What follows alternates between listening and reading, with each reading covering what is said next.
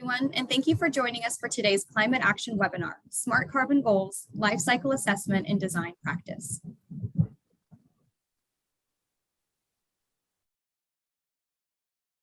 AIA California recognizes that the planet is experiencing an urgent climate emergency and that California should continue to elevate its position as a global leader in addressing the grave challenges of advancing climate change.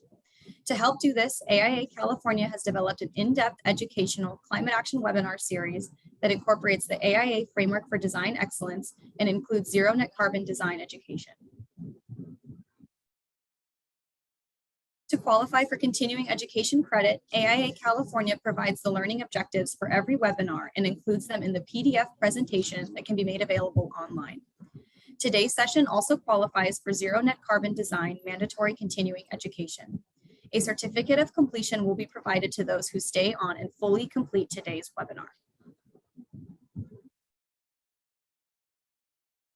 A few quick housekeeping reminders. Today's session is being recorded and will be posted on the AIA California website, www.aiacalifornia.org, along with any additional resources shortly after today's session. Today's session qualifies for one AIA HSW learning unit for those watching live, and AIA California staff will record these units for you. Please use the Q&A function to ask any question for today's presenters. You can also like a question to move it to the top of the queue. There will be a Q&A session during and after the presentation, so please feel free to submit questions at any time. Questions that are not answered in the webinar can be made available on our website. AIA California strives to showcase California firms that do extraordinary work, especially those who excel in the Architecture 2030 Challenge. Our moderator for today's session, Simone Barth, Associate AIA, is an associate principal at one of these firms, Mithun, Hodgetts & Fung, whose design portfolio achieved 70% status in 2021 in reporting for the Architecture 2030 Challenge. She also currently sits on the AIA California Climate Action Steering Committee as the Climate Action Advocacy Co-Chair. Simone has over 19 years of professional experience. As a project manager, Simone has contributed to the planning and execution of a wide range of award-winning academic, educational, and civic buildings, and she effectively leads multidisciplinary teams with a focus on constructability, budget, and schedule.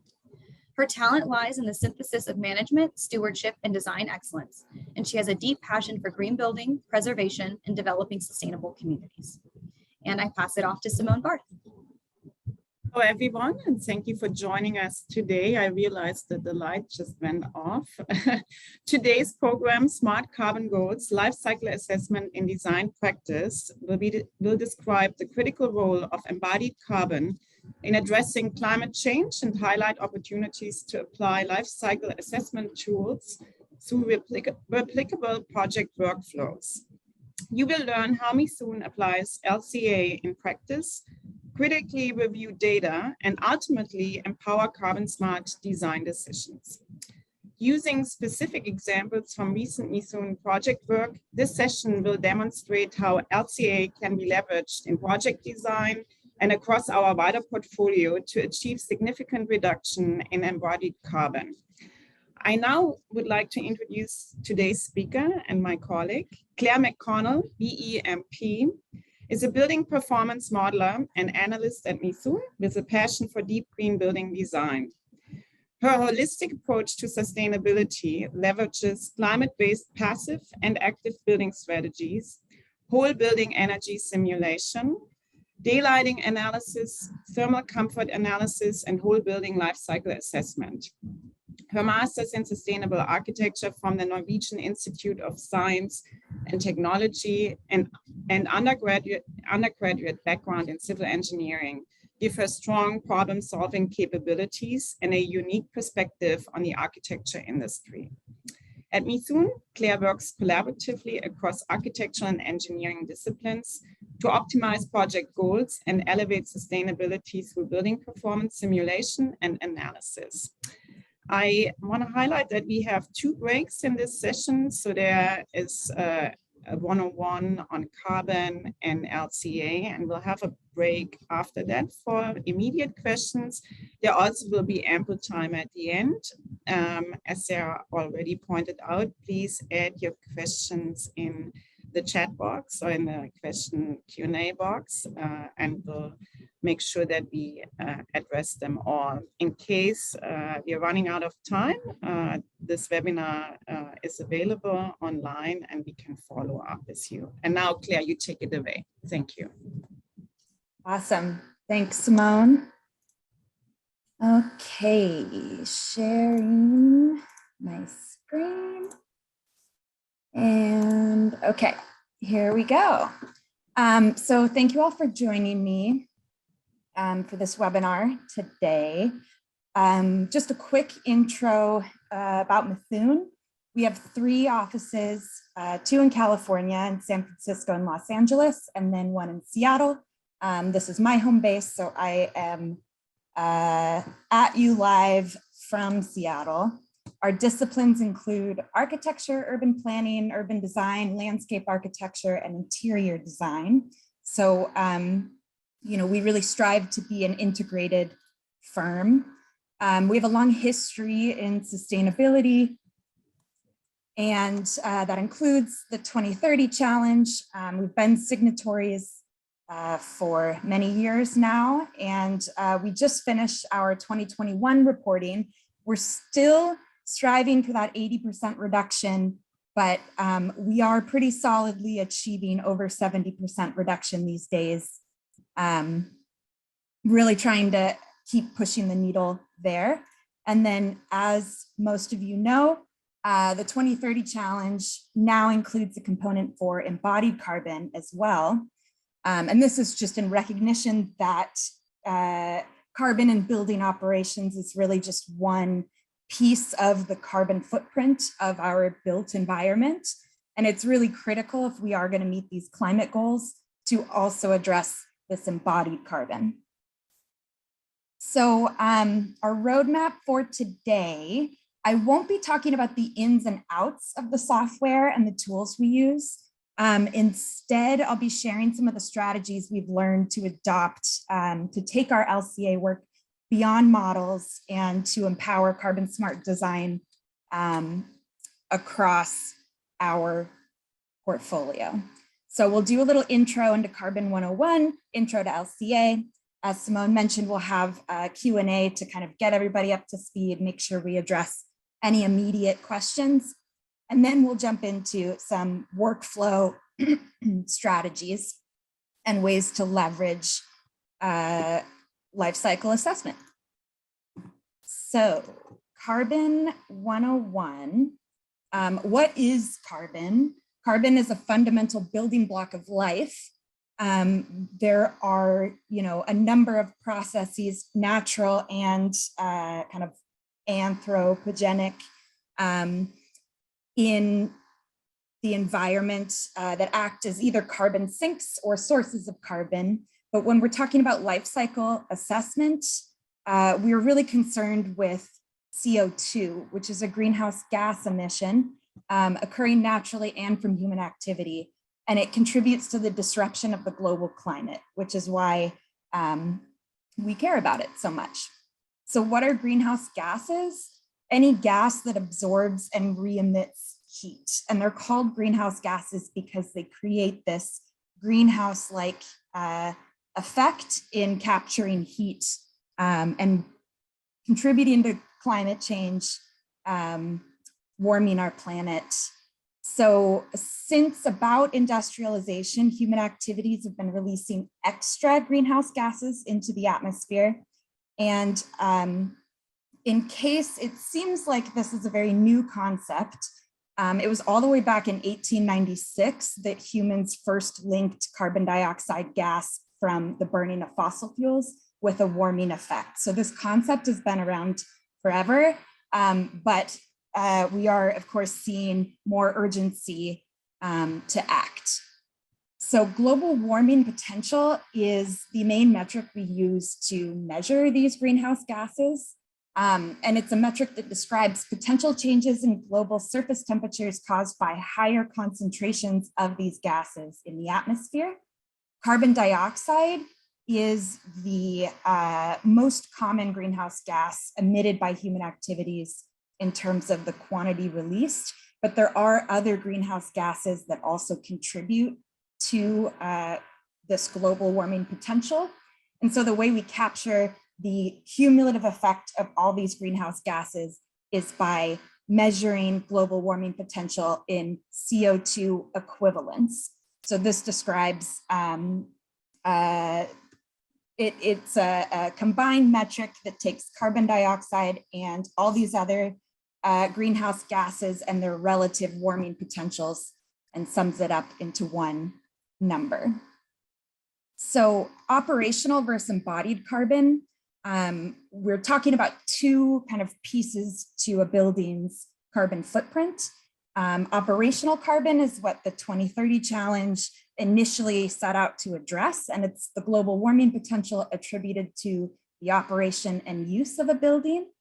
Globally, this is about 20% of the carbon pie.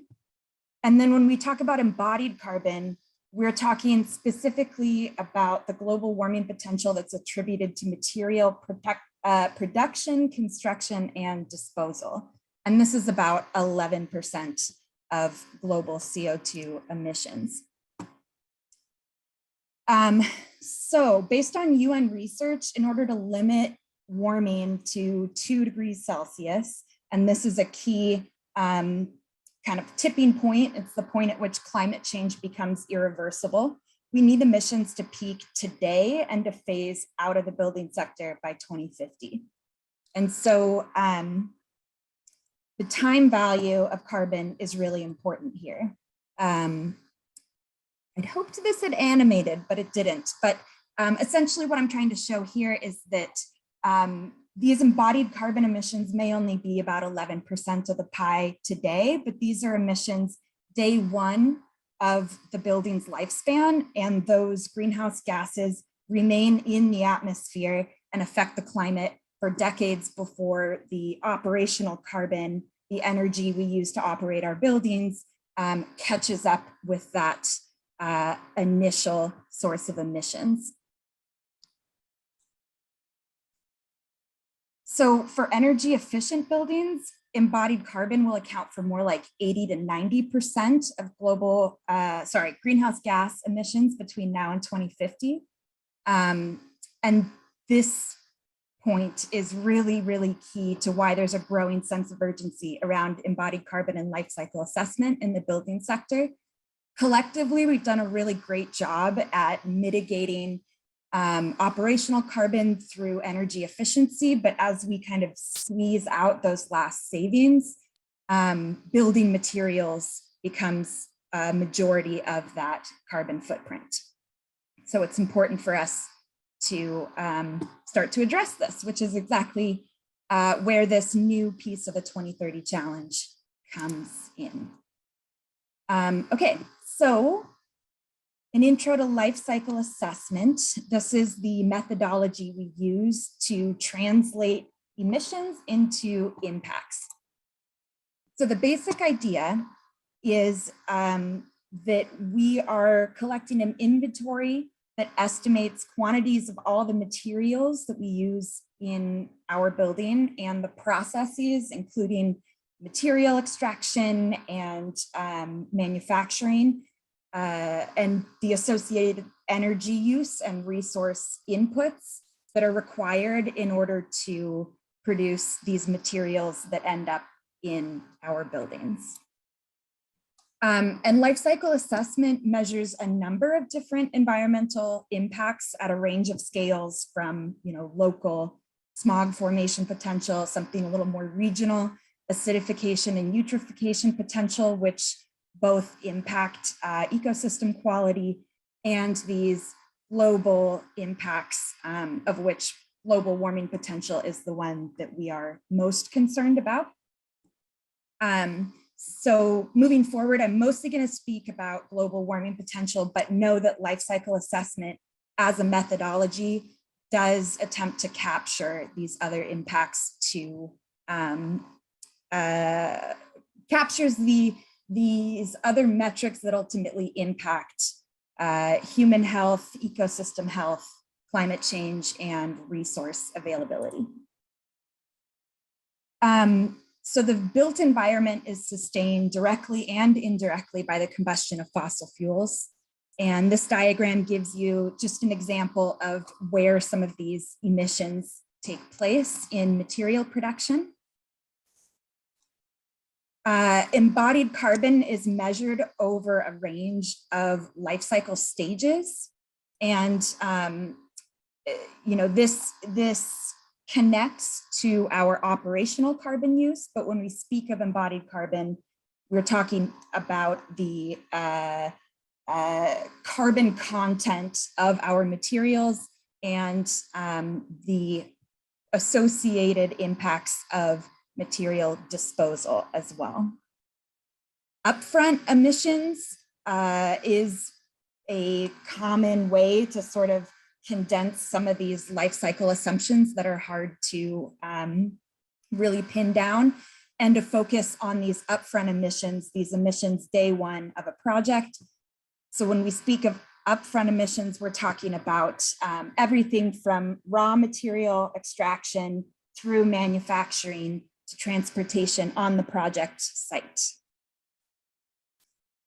So life cycle assessment can be technical as a methodology, but in practice and in our design practice, the goal is really to use it as a tool for decision making in design. So one way to show how this plays out is to talk about generalizations you can make about different materials that are things we've learned as a result of life cycle assessment. So typical characteristics of carbon intensive materials include a large amount of material extraction. This is an energetic process. High heat required during manufacturing, also about your energy inputs, especially when we're talking about fossil fuel sources.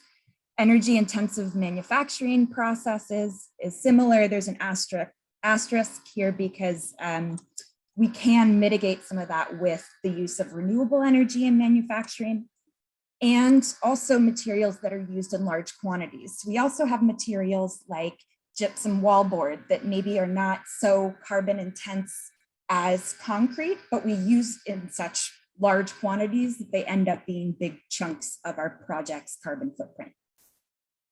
So typical characteristics of low carbon materials on the flip side, we have bio-based materials, rapidly renewable materials, high recycled content, so you have less raw material extraction, and durable materials. And all of these qualities are getting at a sort of efficiency in production. We also have, in bio-based materials, carbon sequestration. So we know that plants act as a carbon sink over their growth cycle. They pull CO2 from the atmosphere and they store it in their mass, roots, and the surrounding soil. So when we are building, especially with wood, we talk about the carbon sequestration potential of these wood products, the carbon stored in a tree over its lifespan as it grows. I want to note too that healthy soils are really important here, and actually that's where the majority of carbon in a forest ecosystem is stored, is not in the trees, but in the actual health of the ecosystem and that exchange in the soil. So sourcing wood products from sustainably managed forests is critically important to make sure we're actually capturing that embodied carbon benefit. So all to say that even if we build with carbon intensive materials, doesn't mean that we can't still mitigate these impacts. And I'm going to use one of our recent projects currently in construction in San Francisco. It's multifamily affordable housing, Casa Adelante at 681 Florida Street. This is a concrete structure. The carbon impacts of concrete are largely driven by cement manufacturing. This is a high heat, energy intensive process. So when we first measured our carbon footprint, we were looking just to benchmark where the project was and determine where our sources of embodied carbon fell. And this whole building LCA study showed that the concrete structure was about 80% of our total embodied carbon impact. And this means that in order to make any sort of meaningful reduction in embodied carbon, it would have to start first with addressing concrete. So this project was a pilot project in the nation's first embodied carbon concrete code. The project team engaged with a team of experts from the Bay Area Built Environment Embodied Emissions Project, and using model code language and low carbon specifications, we went through a late in design in our construction documentation, we did a review of our concrete specs.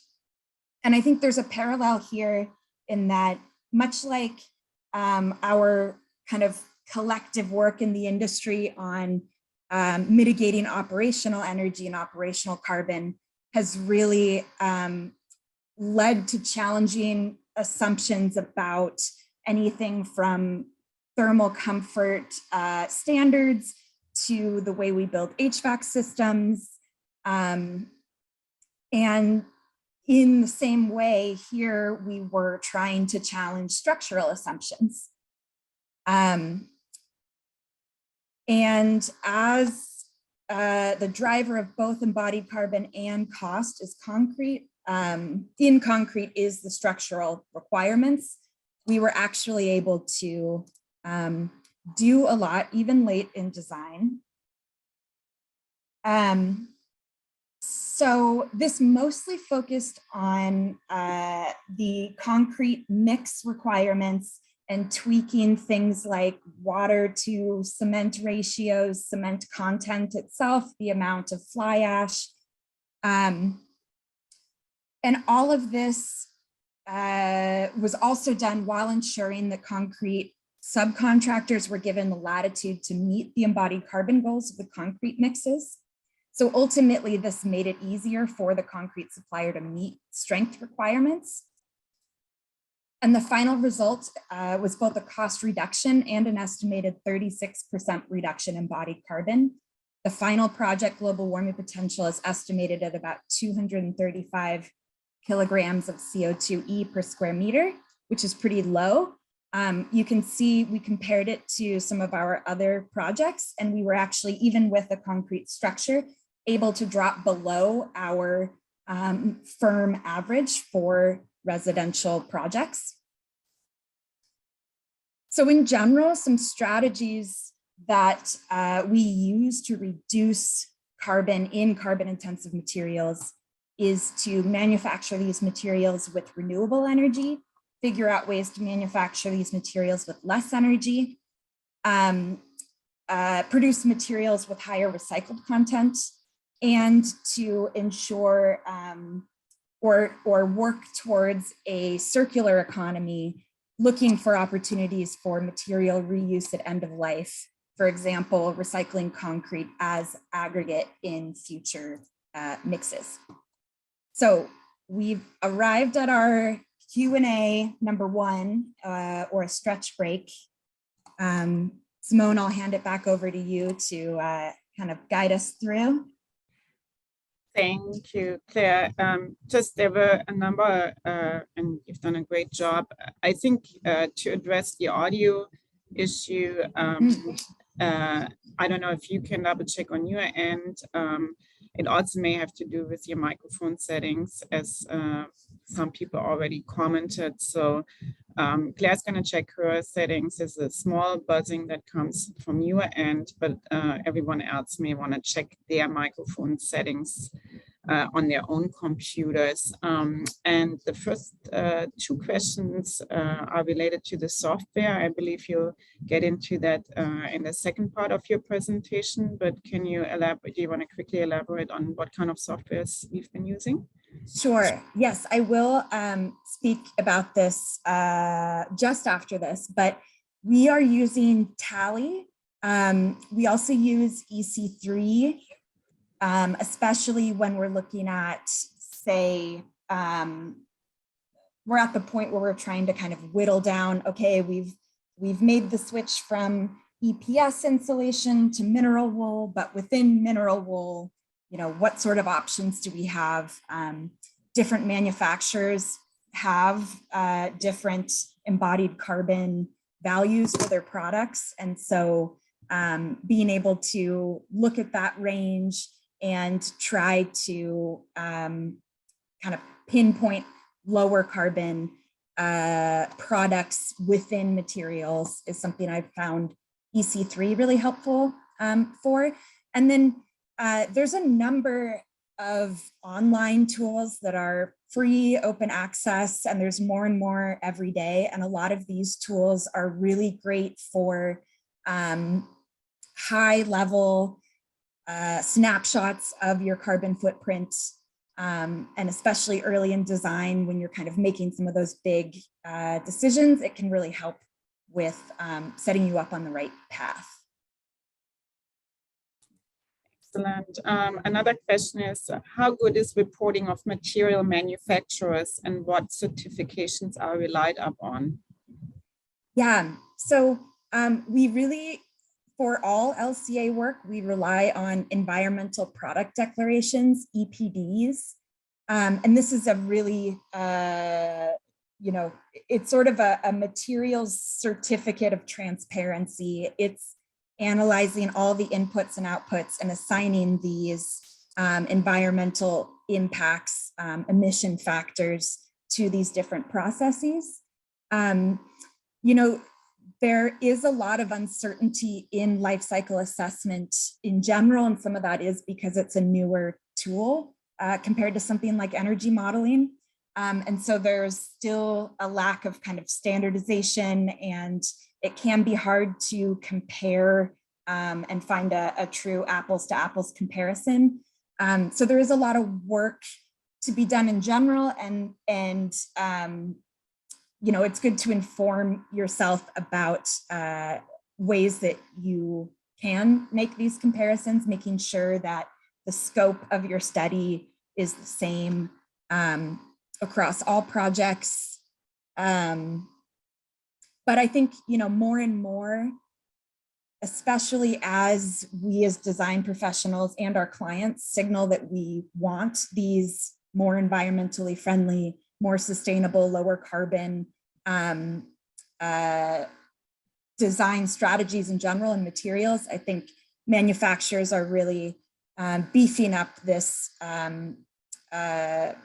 practice of creating EPDs and just being more transparent in general about where all these materials come from and how they're produced. Excellent. Were you considering the natural climate cycles, which will be normal to the environment? I feel like you're trying to overcome the natural climate cycles with a hammer onto the construction industry. Could you repeat that one more time? Where are you considering the natural climate cycles, which will be normal to the environment? Sure. Yeah, there are, I think the really critical point in talking about carbon is that there's a difference between the natural cycle and then all of this additional carbon that we are emitting into the atmosphere and have been since industrialization. And so because this is all extra on top of what happens naturally, we are, artificially increasing those rates of greenhouse gases in our atmosphere. And that's what's driving this climate change. We are essentially disrupting the natural carbon cycle of the Earth. And then one more, what is the embodied carbon content code? Code? Yes. Yeah, so this was with our case study, we were looking at the Marin County low carbon concrete code. And it essentially, there's a lot more to it, and I'm definitely not an expert, but it essentially tries to drive low carbon concrete through structural specifications that either limit embodied carbon content. So your subcontractor would give you, a metric, this design mix has this embodied carbon content, your EPD for your design mix, or the other option would be to set cement limits. Both of those things, they try to give kind of options to really give that latitude to be able to meet these low carbon design goals without a lot of or any cost increase. There is always extra time and kind of collaboration involved in really making sure that we follow through with these low carbon specs and getting, the whole design team on board. But the Marin County Carbon Code is a great kind of jumping off point for any sort of concrete structure. Excellent, thank you. I think we should continue with your presentation. I want to make sure we get through it, and there's ample of questions which we'll try to address after the second part of your presentation. Yes, and there's so much in general around life cycle assessment and applying it in design. We could have a whole couple day long summit on this topic. So this is very high level overview. I'm really not kind of going into exactly how we use all these tools, but I'm hoping that at the end of this, there's better understanding in general of life cycle assessment, embodied carbon, why these things are important. And then also, if not, exact workflows in tools, ways that Mithun is leveraging these tools to really try to push lower embodied carbon across our design practice.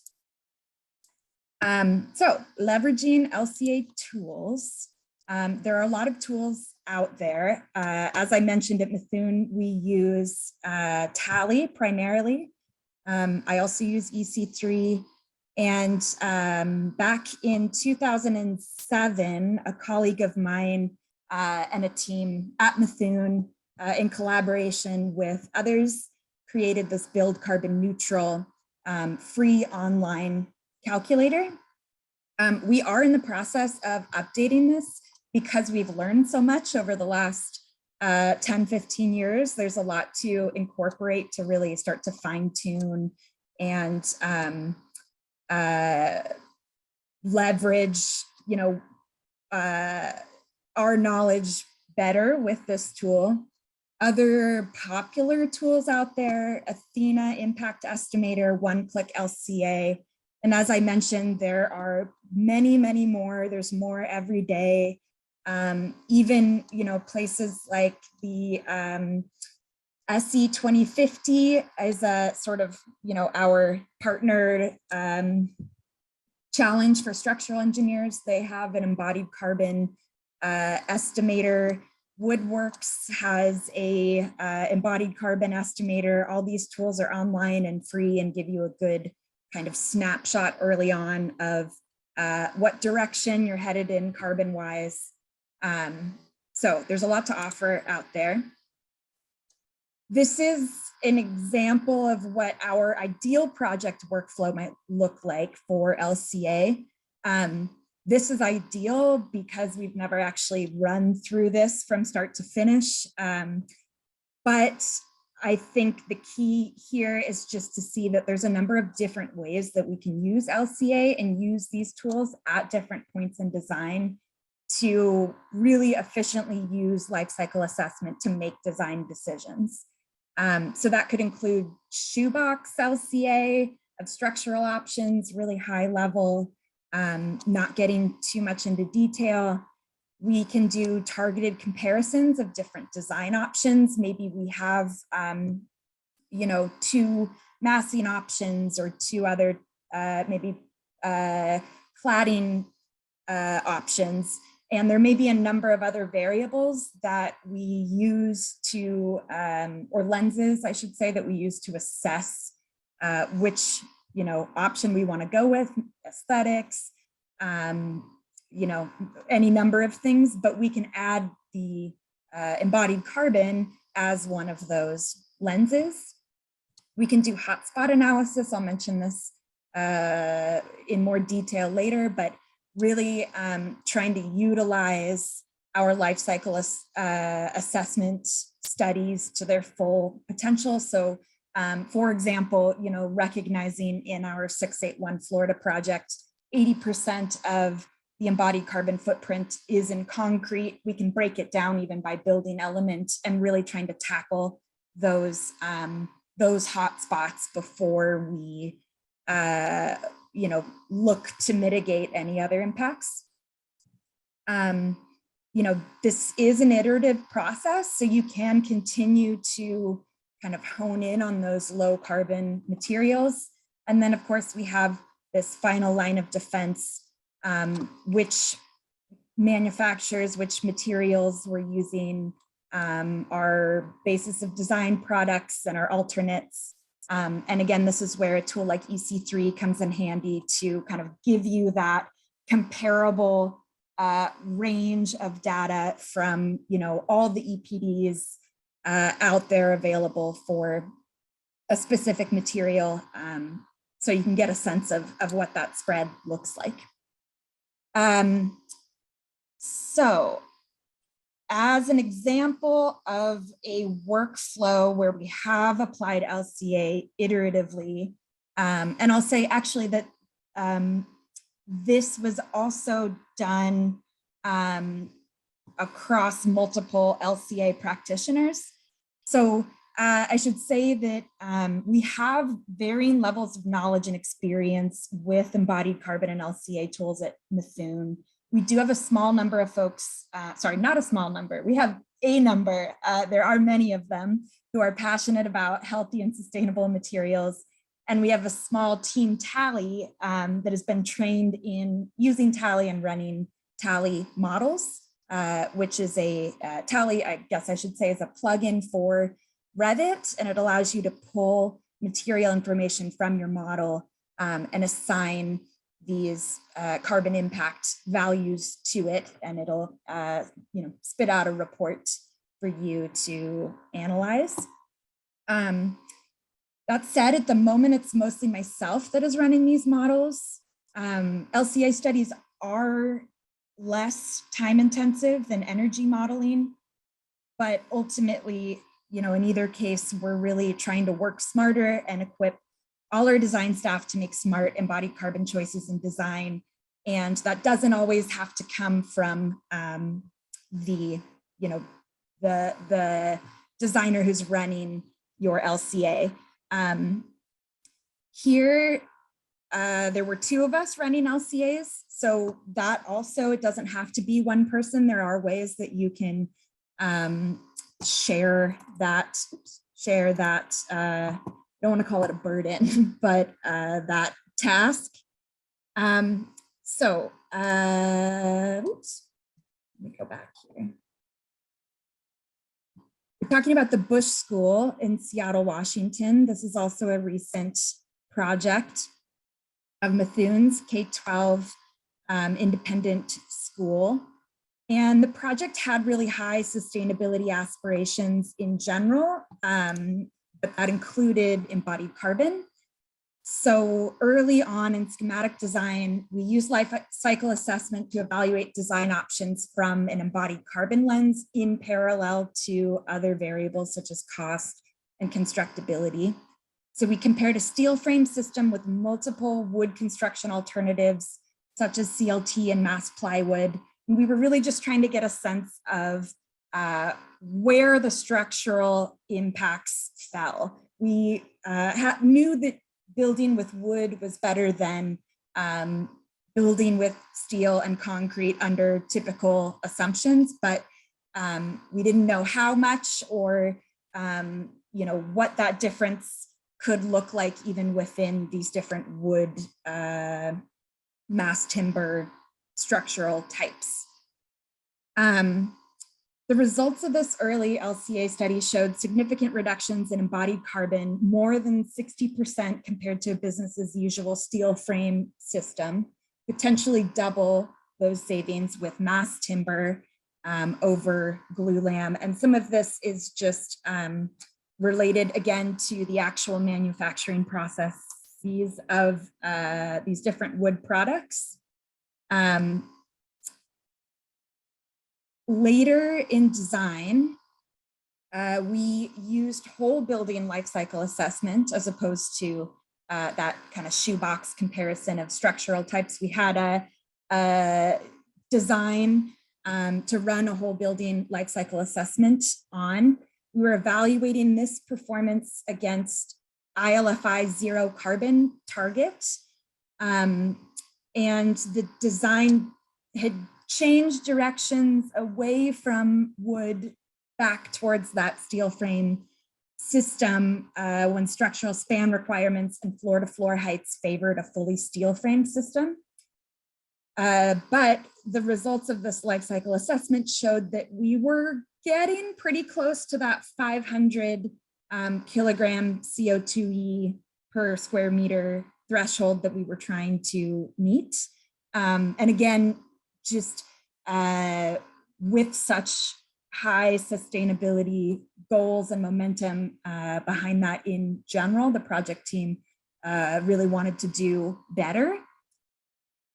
Using these results, the team was able to adjust design strategies to push embodied carbon performance to align with these overall project sustainability goals and address the material hotspots in the structure and the enclosure. The earlier design option helped catalyze a switch to a structural system that makes more use of wood. Ultimately, the project landed on a hybrid structure that combines a concrete basement level with light gauge steel framing topped by 2 levels of mass plywood frame construction. So our final savings in embodied carbon was about 50%.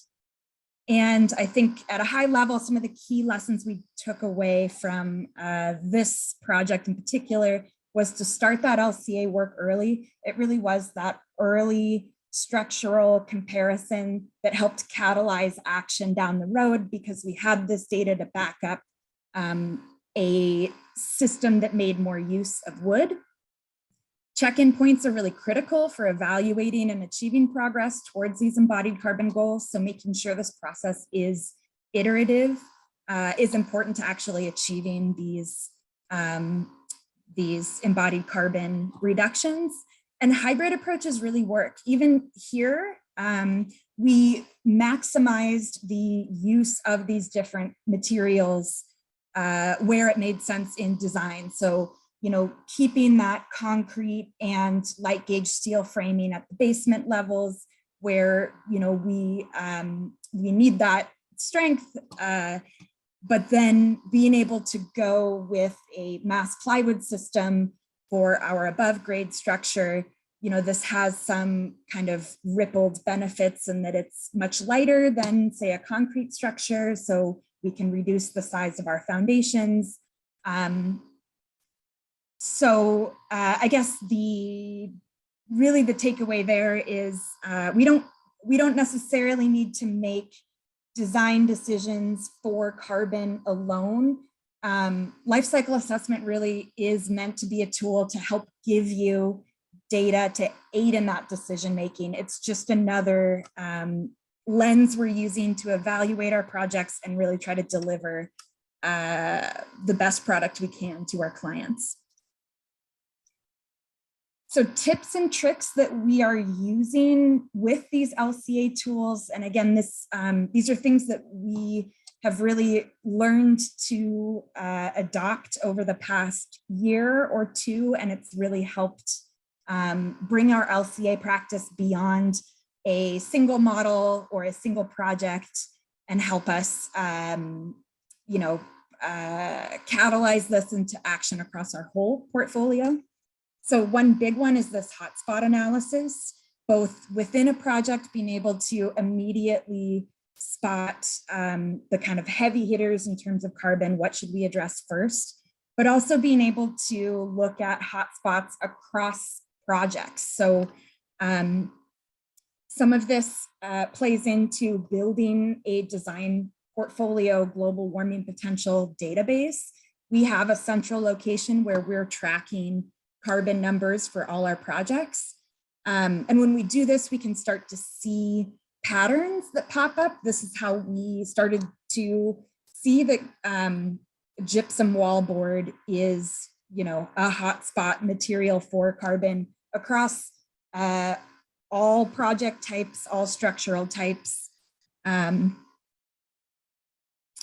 We can also, there's a lot we can do with data slicing and dicing in Excel, especially when we use Tally. The output report in Excel is all built around pivot tables, and that lets you, filter by life cycle stage. You can start to pull out impacts of, the different components of your materials. There's a lot of information, and there's a lot of ways that we can kind of dig into that to better understand what we're looking at and where the carbon comes from in our materials and in our design. Data visualization is tied to this as well. That really helps. It's critical to communication, both with project teams and with clients. Trying to distill all this information into something legible, understandable. It's also just a great tool for understanding your data as a sort of intermediate step before we really get to communicating the results. And then there's also some time efficiencies. We're starting to look at Tally templates in Revit and the ability to have material definitions preloaded so that other staff besides just myself can feel confident going into Tally, clicking run, and having sort of immediate carbon metrics at their fingertips as they're designing. So I think this last slide really got at a key strategy that we've really leaned into this past year, which is building carbon literacy at our firm at Mithun. A key piece of this is this highlighted step in our workflow, this analysis of past projects and lessons learned. When we add this into our workflow, we really start to build a circular workflow as opposed to a linear workflow.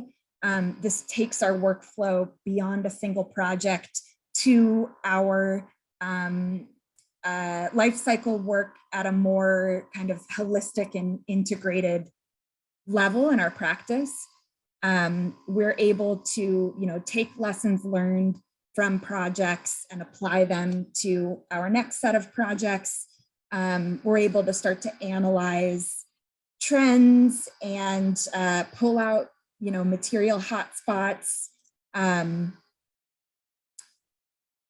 It helps us establish benchmarks for our projects beyond just having benchmarks like the ILFI net zero target. We can actually keep trying to push ourselves to outperform our past projects in terms of embodied carbon. It helps to really push design thinking because we might already have an idea of where the likely sources of carbon will be depending on the project type and the structural type. So we can start to investigate early in some of these pieces that we have yet to chip away at. It encourages R&D along those same lines. We have a number of internal projects at Mithun that have really come out of trying to understand embodied carbon in materials and in our projects, and just generally to push us to do better. We're always striving to do better, especially when it comes to sustainability. At the project level, I kind of hinted at this. It gives us this head start time. We've termed this head start capacity to start to really kind of set off on the right foot, start discussing early these embodied carbon goals and strategies with the project team, strategize and target project analyses. What did we learn last time? How can we do better? Research lower carbon alternatives. So we're always trying to push the needle. Here's an example of how we might visualize data in our GWP database. The goal is to just continuously keep adding projects. We do have an aspirational goal of trying to run an LCA on all new projects that come in at Mithun. And you can start to see, we do start to identify trends in where embodied carbon sits in these different project types or structural types as well. The kind of breakdown of embodied carbon. So on a wood frame structure, you may be looking at other materials beyond your concrete, whereas in a concrete structure, you may really just be trying to tackle that main embodied carbon impact from your concrete structure. And again, this, having new firm benchmarks can really help drive design towards the ultimate goal of net zero carbon, including our carbon embodied in materials. So building this carbon literacy, learning opportunities happen all the time. Embodied carbon check-ins with project teams, lunch and learns, design crits are opportunities to question material options and choices and probe what the embodied carbon is of our projects. Friendly office competitions. We did this competition of wall assemblies for all our active projects that wanted to participate last year. R&D and more. Our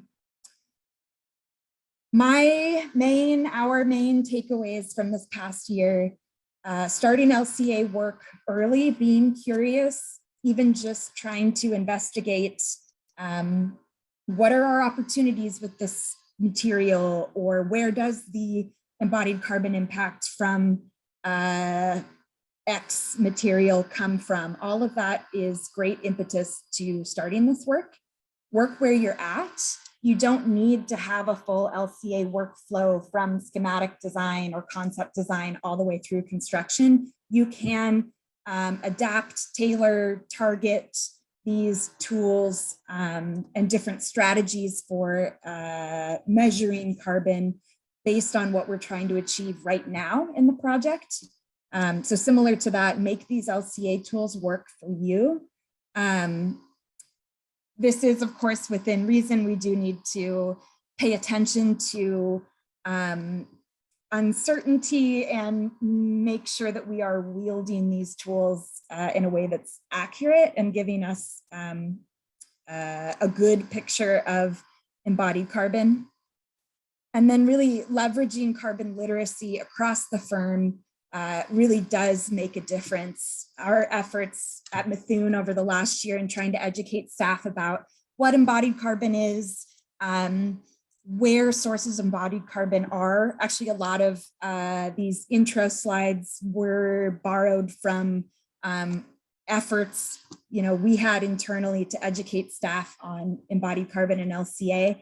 And it's really paid off. Project teams are asking questions. They feel empowered, if not to, use these tools or apply these tools on their own, then to ask the right questions or,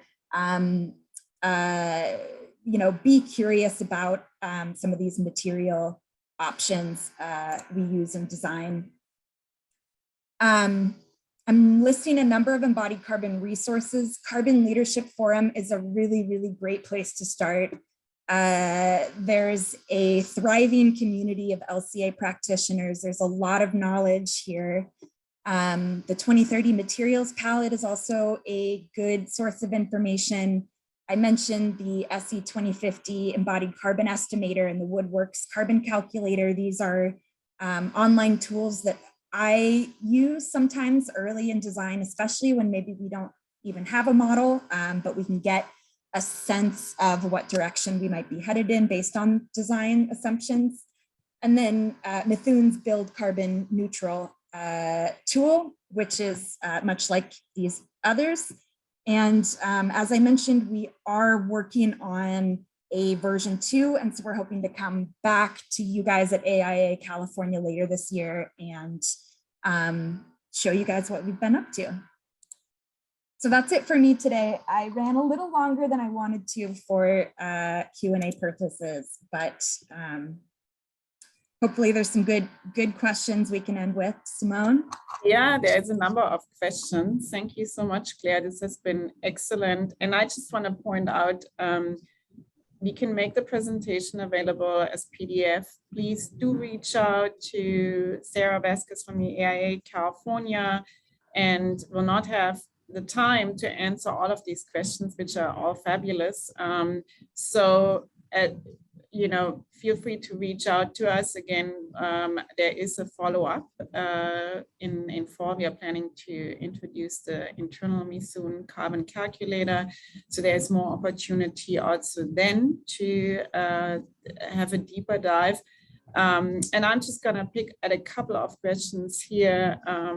Do you think it will be primarily be design firms like yours that will provide the strongest LCA, or will it be like sustainability where specialty consultants will rise? Can you elaborate a little bit on that question? I think it's also in terms of, there were a number of questions with smaller firms that were interested in the online tool, which we can follow up with too, but just in terms of that perspective, does it need additional consultants? And I think this is a great place to end in general. I have talked a lot with peers here in Seattle and just in general through the Carbon Leadership Forum. I think we're really trying to leverage all sorts of different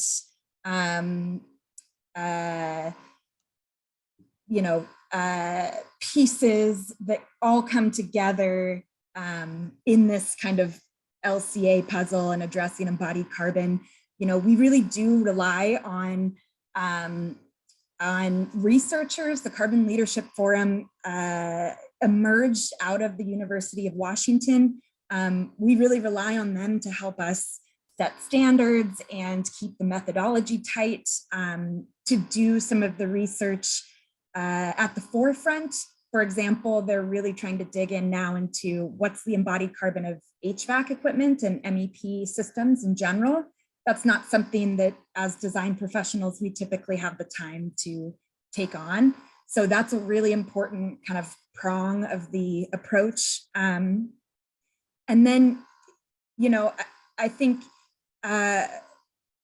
it's really, you can act at any levels across the building industry. We're also really dependent on manufacturers to continue to push their own manufacturing practices to be lower carbon or zero carbon, and to just provide transparency in general so that we can measure these things.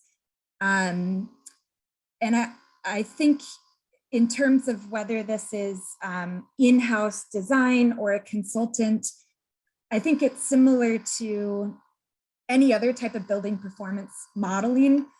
the ultimate goal is to have all of that integrated into your design process, and have it really be holistic and a part of the design process rather than just maybe checkup points or a final sort of checklist or score sheet, you could say. That said, I think this is why we are seeing such a wealth of online open access tools, and Mithun's Build Carbon Neutral is the same. We do recognize that we have resources as a bigger firm to be able to invest in these tools and invest the time to evaluate embodied carbon and to continue to build our own understanding. And so all these tools are trying to pool all of that knowledge into something that can still be used early in design to make really impactful decisions, even if you are not able to use Tally or don't have that expertise of being able to run a life cycle assessment. All these tools are aimed at trying to bring everybody up to speed. Everybody, our goal should be to help everyone do better. And so in that spirit, I think places like Carbon Leadership Forum in particular, I think you sort of see the intersections of all these different actors and components of trying to tackle embodied carbon. And we need people like you, Claire, that have the passion and the knowledge to really make the design process better and strive for improvements in building, construction, and design. So we like to thank everybody for your valued time and interest and the various questions we received today. I'm handing it back to Sarah. She's going to close out. And thanks for being patient. I know we were a little bit over time. Thank you so much, Claire. And I didn't address the audio. My computer is just so excited to share all this carbon content that it's working pretty hard over here. So sorry for any background noise with that. No problem. Thank you, Claire. A big thank you again to Simone and Claire for today's excellent presentation. If you've made it this far, AIA California staff will submit you for AIA continuing education credit. It should appear on your transcript in a few weeks. If you also stayed on for this long, a link to your Zero Net Carbon Design Mandatory Continuing Education Certificate of Completion will also be sent to you. As always, more resources and tools can be found on our website, www.aiacalifornia.org. Thank you again for joining us today, and we will see you at our next climate action webinar. Have a great day, everybody.